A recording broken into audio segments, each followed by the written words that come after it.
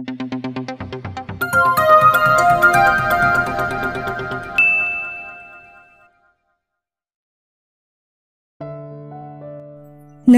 POV. I miss you so much, Han. Bulong ni Zeus at muli akong niyakap. Dama ko ang pangungulila sa paraan ng pagyakap ni Zeus sa akin. Hindi man lang niya alintana kung may nakatingin man sa amin o wala.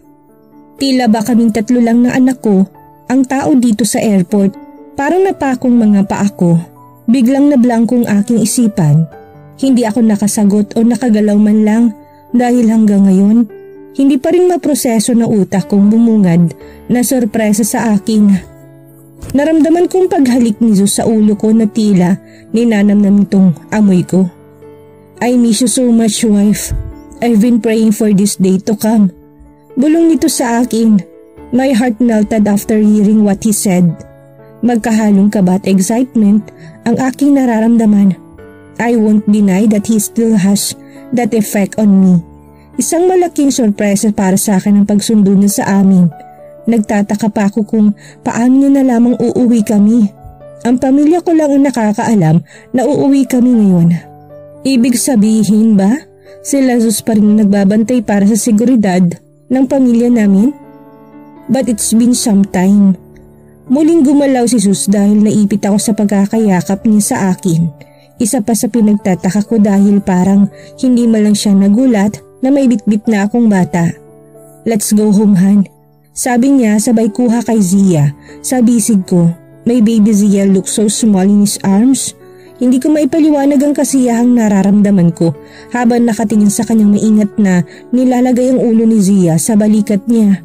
Pagkatapos ni Zeus na maayos ang pagkakarga kay Zia, ang isang kamay niya ay umalalay sa bewang ko. Dama ko ang mainit niyang palad kahit na may damit ako. Looking at him right now in flesh makes my heart go wild. Parang may nagkakarerang mga daga dito sa sobrang lakas ng pagtibok nito. He's only wearing a plain white t-shirt na hapit sa katawan niya at may kwintas na may dog tag na nakalabas. Pinaresan ito ng maong na pantalon at black leather shoes. Malinis ang pagkakagupit ng buhok niya ngayon. May maliliit na balbas ang tumutubo. Pero hindi ito nakabawa sa kagwapuhan niya. He looks hotter on it. Feeling kong sarap hawakan. Oh, what am I thinking? Talaga ba Nadine? Yun talagang naisip mo? Kastigo ko sa aking sarili. Feeling ko tuloy, namumula ako bigla.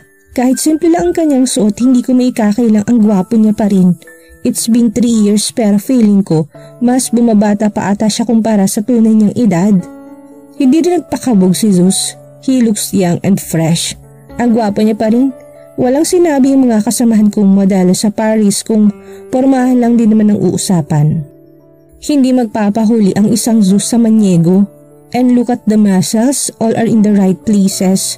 Ang mga ugat sa kamay niya ay parang may sariling buhay na gumagalaw kahit simpleng paglaw niya lang sa braso niya. Parang ang sarap magpakarga. Oh gosh, ang halay ng utak ko. What a pleasant surprise from a drop-dead gorgeous and handsome creature. I can't deny it. Ang gwapo niya't mukhang mas lumaki ang katawan niya. Staring is rude, Han. But if it's you, I'm totally fine. Nakangising sabi ni Zeus sa akin. Naguguluhan ang mga mata kong tumingin sa kanya. Ang dami kong gustong itanong pero ni isang salita. Walang gustong lumabas sa aking bibig. Kita ko ang pag-islap ng mga mata niya. Iba't ibang emosyon ang pinapakita ng mukha ni Zeus pero isa lang ang sigurado ako. Bakas ng kasiyahan dito. Come on, Han. Mom and Dad, I mean, Tito and Tita are waiting for you. Bago ko pa maihakbang ang mga paa ko, isang malakas na tikim ang pumigil sa amin. Pagsilip ko sa likuran ni Zeus, nakita kong kaibigan kong kumakaway sa akin. Itim ang suot nitong t-shirt at gaya ni Zeus, gwapo pa rin to. Mas lamang nga lang si Zeus para sa akin. Tinanggal nito ang shades niya at sinukbit sa kanyang dibdib. Welcome back, Nadine. Malawak ang iting bati sa akin ni Gabi. Nakadipang 2 kamay para sana salubungin ako. Nangyakap pero agad siyang hinarangan ni Zeus. You're not allowed. Singhal ni Zeus dito. Kunot-noo pa siyang tumingin kay Gabi pero hindi naman pansin ang pagsusungit niya dito. Yakap lang, dude. Kaibigan ko din naman yan ah. Di ba Nadine, friends naman tayo dati pa? Mas nauna pa nga tayong naging magkaibigan kaysa kay Zeus, hindi ba? Pangrarason niya pa. Sinubukan niya pang hawiin si Zeus. Pero masungit nitong tumitig sa kanya. Naiiling akong ngumiti sa kanya. Hanggang ngayon, maligalig pa rin itong si Gabi. Stop it! Singal ni Zeus muli kay Gabi. Kaya imbis na sa akin yung makakap, siya ang niyakap ni Gabi. Ikaw naman baby, nagsiselos ka agad. Come to papi, come on. Nakangising biro ni Gabi sa kanya. Malakas ni Zeus itong sinikmuraan. Si Gabi din naman kasi napakaligalig. Ayan tuloy, napikon sa kanya si Zeus. Ang sakit ng dude. Ikaw ha, porkat nandito na si Nadine baby, dineded mo muna ako. Sabi nito sabay himas sa tiyan niyang sinikmuraan ni Zeus. Hindi ka na naawa sa akin. Ginawa mo na nga akong Shut up. Tinapunan niya ito na nakamamatay na tingin kaya nag-super sign si Gabi sa bunganga niya. Bunganga mo dude. May bata oh. Turo niya pa kay Zia. Agad namang lumambot ang ekspresyon ng mukha ni Zeus. Maingat niya pang hinaplos ang buhok ni Zia sa kahinalikan. Tumahimik ka. Hindi lang yan ang aabuti mo sa akin. Banta ni Zeus kay Gabi. O okay. Eto naman high blood ka agad. Kaya ka tumatanda ang sungit-sungit mo. Hindi ko napigilang matawa kaya masungit na napatingin ni Zeus sa akin. Agad kong mantinikom ang aking bibig pero hindi ko talaga mapigilan kaya kaagad ko nalang iniwas ang tingin ko sa kanya. Are you making fun of me, wife? Tanong ni Zeus sa mas malakas na boses. Lumingon ako't baka kasi may ibang makarinig. Sa amin, mabutit kami lang na mga tauhan niyang nandito. You want me to welcome you with punishment? Seryosong tanong nito, hindi ko tuloy maiwasang pamulahan. Alandi talaga ng gurang na to? Punishment your face? Anong klaseng punishment ba yan? Hala patay, mapaparusahan si ma'am. Tiligan na! Biglang sabat ni Ate Vilma kaya sabay-sabay kami napalingin sa kanya. Siguro hindi nito sinasadyang mapalakas ang boses niya kaya kagad tong nag-peace sign sa amin. Joke lang po Ma'am Nadine, natatawang sabi nito. Pero pwede din naman totohanin Major, tagtuyot na kasi ngayon. Bumunghalit ng tawa si Gabi sabay lapit kay Ate Vilma at nakipag-appear pa na parang close sila. Kamusta Ate Vilma? Dinig kong tanong ni Gabi. Hiyang ka ata dun sa Paris ha? Ayos lang Sir Pogs. Ano ayos na ba kayo ng baby mo? Ganting tanong ni Ate Vilma sa kanya. Hala, close sila? Paano nangyari? Napaisip ako kung naipakilala ko ba sila sa isa't isa. Paano nalaman ni Gabi ang pangalan ni Ate Vilma gaya itong unang nilang pagkikita? At saka sinong baby ang tinutukoy ni Ate Vilma? Magkakilala na ba sila? Bago ko pa nakilala si Ate Vilma? Let's go Han. Baka mabugbog ako ulit ng kuya mo kung hindi pa kita iuwi ngayon. Manginang saan niya. Hindi ko alam kung nagbibiro ba siya o hindi. Pero hindi naman ito nakangiti kaya napaisip ako. Mabugbog ulit? Gusto ko sanang itanong kung tama bang narinig ko. Pero hindi ko na nagawa dahil nakaalalay na ulit ang kamay ni Zeus sa bewang ko at nagsimula na kami maglakad. Ibig sabihin ba? Naguguluhan akong humakbang kasabay niya. Knowing my brothers, especially may Kuya Roland, hindi malayong mabugbog talaga siya nito sakaling malaman nila ang tungkol sa sekreto naming pagpapakasal. Baka nga hindi lang sila kuya, pati si daddy na ipinagkatiwala ko sa kanya. Pero base doon sa huling dinner namin, parang kulang naman si daddy sa kanya, si Kuya Roland lang ang napansin kong hindi. Si Kuya Conrad naman parang ayos lang din, siguro dahil mag-best friend sila. Inalalayan ni Zeus ako papasok sa Hammer. Sa likod kami umupo. Hindi niya nilagay si Zia sa car seat. Inayos niya lang ang pagkakahiga nito sa kandungan niya. Nakakatuwang tingnan na parang sanay itong hawakan ng anak ko. Si Zia naman naksiniksik pang mukha sa dibdib ni Zeus na parang komportable ito doon. He looks like the real father of my daughter. Si Gabi ang nagmaneho at si Ate Vilma umupo sa harapan. Ang ingay nilang dalawa sa harapan. Ang lakas pa magtawanan, feeling ko tuloy close silang dalawa. Ang bilis naman, kakarating lang namin nag-click kagad sila. Kamustang pabulaklak ni Mayor Ate Vilma? Tanong ni Gabi, napalingon ako kay Zeus pero diretso lang ang tingin nito pero napansin ko umigting ang panga niya. Ayos lang po Sir Pogs, alagang alaga, alam mo na. Anong pabulaklak ni Mayor ang tinutukoy ni Gabi? May ganun bang joke na uso ngayon? Like Jojowa ay nagtrotropahin na joke ni Ate Vilma at Bettina? Ako lang ata hindi nakakaalam sa mga uso ngayon. Stop talking Montero, you're so loud. My daughter will be disturbed. Saway ni Zeus kay Gabi. Ikaw kasi Sir Pogs, ang ingay mo, kantsaw ni Ate Vilma. Sir Pogs? She's calling Gabby Sir Pogs? Napansin ko pang nagkatinginan si Gabby at Ate Vilma pagkatapos muling nagtawanan. Huwag mong painitin ang ulo ni Major, wala kang bonus. Mahinang saway niya pa kay Gabby. I was so quiet sitting next to Zeus. Hindi ko alam kung ano sasabihin ko sa kanya. Ang dami kong gustong itanong pero hindi ko alam kung paano uumpisahan. Dinig kong pagbuntong hininga ni Zeus. Are you hungry, Han? Tanong niya sa akin. Nilapit niya pa ako sa kanya. I want to push him a bit but I don't have the strength to do it. Pinato niya ang kamay niya sa aking balikat at nalikan niya ang gilid ng ulo ko. Si Zia ay natutulog pa rin sa kandungan niya. Mukhang komportable pa ito sa pagkakahawak niya. Ilang salita na bang sinabi ni Zeus pero wala pa rin ako naging sagot sa kanya. Han? I'm fine, I'm still full. Tipid ko sagot. Muli niya namang hinagkan ng ulo ko. Every time he's doing that, nararamdaman kong init ng mga labi niya na dumadantay sa balat ko. I miss this feeling being close to him. Ate Vilma, are you hungry? Si Zeus. Bakit parang pati si Zeus komportable kay Ate Vilma?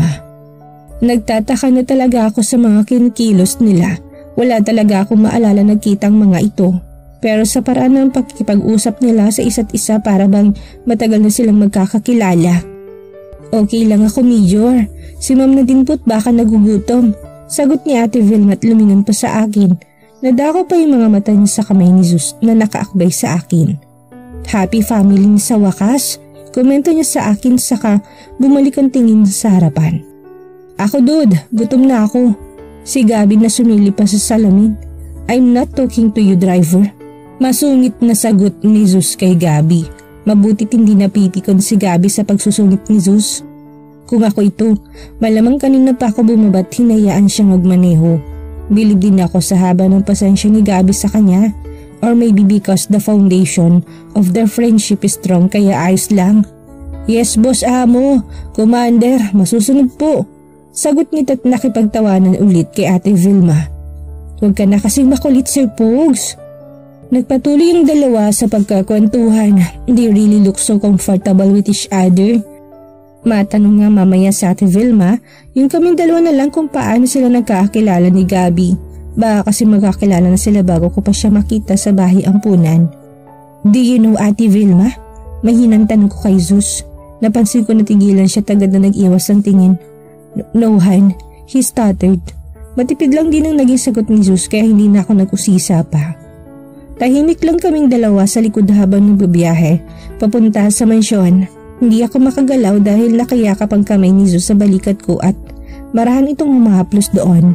Paulit-ulit niya ding hinalikan ng ulo ko sabay bulong kung gaano niya ako kamis. Sobrang lakas ng kaba ng dibdib ko dahil magkadikit ang katawan namin ni Zeus. Amoy na amoy kong panlalaking pabango niya na nanunot ang bango sa aking ilong. I miss the smell of his perfume mixed with his natural body scent. It's so addicting na kahit ilang taon nang lumipas, hindi pa rin makakalimutan ng utak ko kung gaano siya kabango. I miss you so much, Han. Bulong ni Zeus sa tenga ko, pakaramdam ko, nagsitayuan ng mga balahibo ko dahil sa init ng hininga niyang tumama sa sensitibong parte ng aking tenga. Nagsiyak yata ng dugo ko sa aking muka dahil sa kakaibang sensasyong dulot ng pagkakalapat ng labi niya dito. Hindi ko alam kung sinasadya niya ba ito o hindi. Umangat ako ng tingin sa kanya na sana hindi ko nalang ginawa dahil aksidenteng dumantay ang labi ko sa labi niya dahil nakatingin pala siya sa akin. Halos maduling na ako sa sobrang lapit niya sa akin kaya bahagya akong lumayo pero agad din naman niya akong pinigilan. Nasuyong mga mata niyang nakatingin sa akin. I miss kissing you, wife. Diretsong sabi nito sa akin. Hindi ko na naitagong pamumula ng aking muka. I miss everything about you, Han. Everything. Hindi ko alam pero parang naiiyak ako sa mga sinasabi niya. Umalis kasi ako hindi man lang nagpapaalam sa kanya. Bigla na lang ako naglahong parang bula. I already expected him to be angry to me pero hindi ko inaasahan ng ganito ang salubong niya sa akin. 3 years is long enough. I won't let you go again this time. He said and gave me chaste kiss in my lips. I'm so happy that you're back, wife. Hindi na ako nakasagot sa kanya dahil gumalaw si Zia. Inalis ni Zeus ang kamay niya sa aking balikat at marahang hinaplos Sa likod ni Zia na para makatulog ito ulit pero patuloy pa rin ito sa paglikot. Shh! Daddy's here, baby. Mahinang sambit ni Jesus na napapaiyak na si Zia. His words confused me. Parang baliwala lang sa kanyang banggitin ang salitang daddy. I look at him with confusion written in my face pero tipid lang itong ngumiti sa akin. Patuloy pa rin ang mahinang pagtapik niya kay Zia pero tuluyan na itong nagising. Humikab pa ito bago umunat saka kinusot pang malilit nitong kamay ang mga mata niya bago ito dumilat. Akala ko iiyak ito dahil hindi ako ang una niyang nakita pero laking gulat ko na makita kong katuwaan sa mga mata nito. Umayos ito na upo sa kandungan ni Jesus saka hinawakan ng dalawang kamay niya ang pisngi na lalaking kumandong sa kanya na parang sinisiguro kung totoo ba itong nasa harapan niya. I'm really surprised at her reaction. He's close to my brothers pero hindi gaya nitong reaksyon niya sa tuwing nagkikita sila. Para na ako naiiyak sa katuwa ang nakikita ko sa mga mata ng anak ko. It's me, baby. Jesus na masayang nakatingin sa mata ng anak ko. Nalaki ang mga mata ni Zia na parang hindi makapaniwala sa kanyang narinig. Marahan niya pang hinaplos muli ang mukha ni Jesus na tila naniniguro. Daddy? She asked and I saw how her eyes watered. Nang tumango si Jesus sa kanya hindi na nito napigilang umiyak ng malakas. Kumapit ito sa laig ni Jesus at siniksik doon ng mukha niya. I miss you, Daddy! Baby, do you know him? Maingat kong tanong kay Zia. Ayaw kong siyang biglain. Baka matakot sa akin ang anak ko. Nakita ko natigilan pa ito pati si Jesus. Tumingin pa siya sa mukha ni Jesus na tila nanghihingi na sa klolo. Marahang tumango si Jesus sa kanya bago hinandikan ng noon niya. It's okay, love. Don't be scared to mommy. Daddy's here. Wow, may kakampi na kagad si Zia. Ano ngayon kung nandyan ka? Akala siguro nito sa Maniego. Natatakot ako sa kanya. Zia? Tawag ko sa atensyon nito. Answer me, baby. Nakita kong pag-aalilangan at takot sa mga mata niya pero nang hinaplos ni Jesus ang likod niya, urging her to speak ay agad naman itong sumunod. Dahan-dahan itong tumango. Yes po, Mami, I know, Daddy. Mahinang sagot nito sa akin. Gusto ko sanang tanungin kung kailan pa pero iniwas na nitong tingin sa akin. Muli itong tumingin kay Jesus saka bumulong pero narinig ko naman. No more secret, Daddy? Mahinang tumawa si Jesus. Yes, baby. No more secret. Not galit si Mommy? Paniniguro niya pa. She's looking at Jesus hopeful. I threw Jesus a death stare pero agad niyang iniwas ang tingin sa akin at binaling kay Zia. Binago ko din naman ang ekspresyon ng mukha ko dahil muling tumingin sa akin si Zia. You angry, Mommy? Nag-aalalang tanong sa akin ni Zia. I smiled at her gently and patted her head. Not at you, baby. I leered at Sus again, giving him the look. Lagot ka sa akin mamaya. Mommy will never be angry at my princess. I can't lash out at him dahil nakatingin si Zia sa amin. Kung siguro noon ito nangyari wala pang anak ko, agad-agad na makakatikim si Sus sa akin. Mommy's not angry, Daddy. Muling bulong nito. Feeling ko pinagkakaisahan nila ako. Yes, baby. Mommy's the best. Pang-uto niya pa. Ikaw talaga, Zeus? Mamaya ka lang talaga sa akin. Tumingin ako sa harapan pero wala na si Ate Vilma at si Gabi doon. Nakababa ng mga ito at nagtatawanan na sa labas. Siguro, nagmamadaling mga itong bumaba dahil natatakot na pati sila madamay. Kaya pala feeling close sa mga ito. Malamang matagal na itong nakikita ng hindi ko alam. Let's go, Han. I'll explain later. Saad ni Sus at humalik pa sa ulo ko na parang walang ginawang katarantaduhan. All this time ba, pinagkakaisahan nila ako? Since when? Naunang bumaba si Sus sa sasakyan sa kanya kinarga si Zia. Na agad namang pinulupot ang mga kamay sa laig ni Sus na parang ayaw mapahiwalay dito. Hindi ako nakagalaw kaagad. Naguguluhan ako sa mga nangyayari. Ang dami-daming tanong sa utak ko. Come on, Han. Nilahad ni Sus ang kamay niya sa akin. Nag-aalangan pa akong abutin ito pero nang makita ko nakatingin si Zia sa akin, wala na akong nagawa ko hindi ang tanggapin ang kamay ng daddy niya. Hindi ko malang namalayan na dumating na pala kami sa mansyon. Ang daming nangyari na hindi ko maintindihan. Please, don't be mad, Han. I will explain everything. Bulong niya sa akin na makita niyang matalim ang mga tingin pinukul ko sa kanya. Sinubukan niya pang halikan ako sa ulo pero umiwas ako. Isang malakas na buntong hiningang kanyang pinakawalan. I'm sorry, wife. Hawak ni Zeus sa isang braso si Zia, habang isang kamay naman yung nakaalalay sa bewang ko. Paano ako hindi magagalit? Lahat na lang ata kakuntsaba niya. Di namin niya pang anak ko. Daddy, is Mommy's mad? Mahinang tanong ni Zia sa kanya, pero dahil halos nakayakap niya sa akin, dinig kong tanong ng bata sa kanya. Siguro, nararamdaman itong talim ng mga titig ko sa ama-amahan niya. No baby, depensa ni Zeus. You're not mad, mommy, right? Ngumiti ako kay Zia, pero hindi kay Zeus. Palihim ko pa siyang inirapan, pero ang loko tumawa lang. Mommy so pretty, right, baby? Tanong niya kay Zia na agad namang nakiayon sa kanya.